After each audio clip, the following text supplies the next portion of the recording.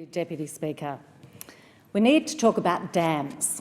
I know that dams have been on the agenda this week, but there's one dam in particular that we need to talk about, and that's Warragamba Dam. The New South Wales Government's proposal to raise the Warragamba Dam wall continues to be exposed as reckless and a simplistic response to a very complex and important issue.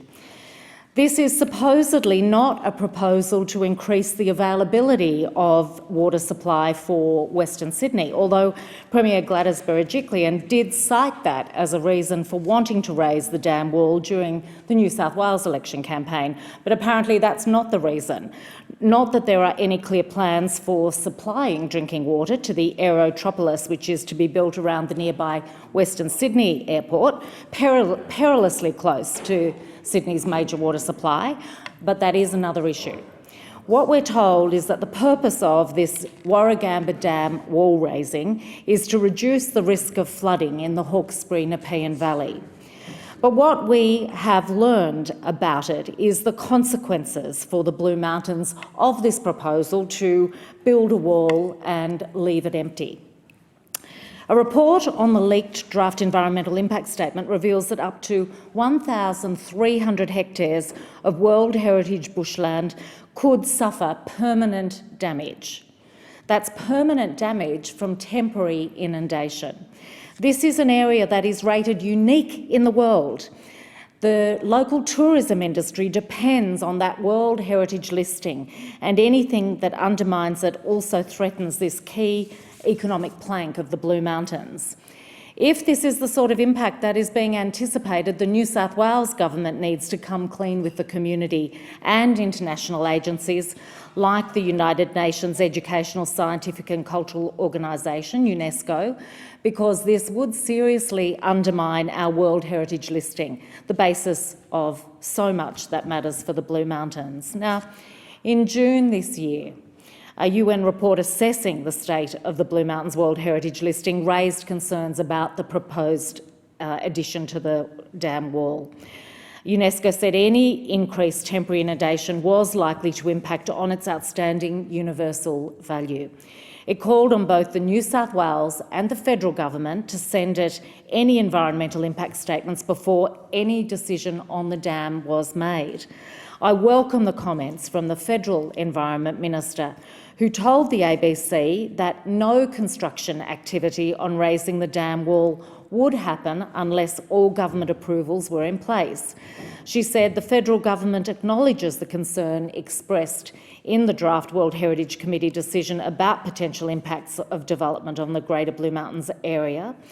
And she said she looked forward to working closely with the World Heritage Committee and keeping them informed about the actions that she intends to take, which recognise the value of this world-class natural landscape. But it isn't just environmental assets at risk. The New South Wales Government's assessment of cultural heritage is a 2,000-page report that traditional owners were given only 40 days to respond to. Many sites of Aboriginal cultural heritage would be flooded, and I think the historical context is important. We need to remember that the Gundungurra people were forced off their land in the 1940s when Warragamba was built. I want to single out two women in particular who've been instrumental in helping raise awareness about the impacts, and that is Kazan Brown and Auntie Sharon Halls, two strong Gundungurra women. What remains of our Aboriginal heritage in this region is crucial, and I support the traditional owners in their plea for more time to consider the 2,000-page report on cultural heritage impacts. I also welcome the New South Wales Legislative Council's inquiry into the raising of the Warragamba Dam wall. Now, that inquiry is going to look at things like conflicting reports on the planning height for the dam wall raising, which vary from 14 to 17 metres, and the potential use of the raising for additional storage capacity as well as flood mitigation. It will also look at plans for future property development on the flood-prone land in the Hawkesbury-Nepean floodplain. It's not called a floodplain for nothing. It will also consider the adequacy of the environmental impact assessment process to date, including the assessment of impacts on World Heritage, Aboriginal cultural heritage, the ecological values of the Greater Blue Mountains National Park, the Warragamba community and communities on the Hawkesbury Nepean floodplain. And it will also examine the nature and extent of the alternative options for flood management that form the basis of the cost-benefit analysis of the project. So they have much work to do, and I look forward to the findings of that inquiry. I do note that already a joint submission from 17 Indigenous and environmental NGOs from 6 countries that has been made to this inquiry, and they've raised concerns about the consultant commissioned by the New South Wales Government to do the cultural and environmental assessments, SMEC engineering, with concerns that there is a history of abusing Indigenous rights across the globe, most notably in Southeast Asia, Mongolia and Africa. Also want to address some of the silly and dangerous comments that have been made when this issue has been discussed. Any politician who tries to paint this as a trees versus lives debate should be ashamed of themselves. There has been development on flood-prone land across the Hawkesbury Nepean Valley, which should never have been allowed. Yet here we are, and we have another plan designed to allow the opening up of more land for development and, as I said, according to the Premier, to provide additional water storage capacity.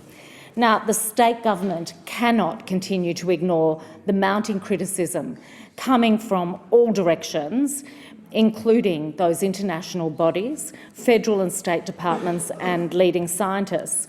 I do want to take a moment, Deputy Speaker, to acknowledge the work of Harry Burkett from the Give a Dam campaign, the Colong Foundation and the former member for Macquarie, Bob Debus, who have all helped raise the issues of concern, which the New South Wales Government would so happily have swept under the carpet as they tout purely a benefit approach to this project. In fact, the New South Wales Government's own charts that have been leaked suggest that a 14-metre wall, lifting of the wall, only provides a small benefit during extreme flood events. As Professor Jamie Pittock, a flood management expert at the ANU, said, that in itself really undercuts the argument for raising the dam wall. His view is that no matter how high you build the wall, floods will still happen in this area. And as I said, there are some leaked documents suggesting a 17-metre wall raising, so there is much to be examined before decisions are made on this. Right now, the focus should be on fully exploring all options, including the provision of major regional road evacuation options for existing residents in the event of a large flood, something that has not been prioritised by the New South Wales Government. One of my biggest fears is that raising the wall could lull both governments and developers and residents into thinking that they are safe when we need to actually be preparing plans for a flood, and that at a stroke of a pen, a future minister can change what might be empty space in case of flood into water storage, thereby increasing the likelihood of a catastrophic flood.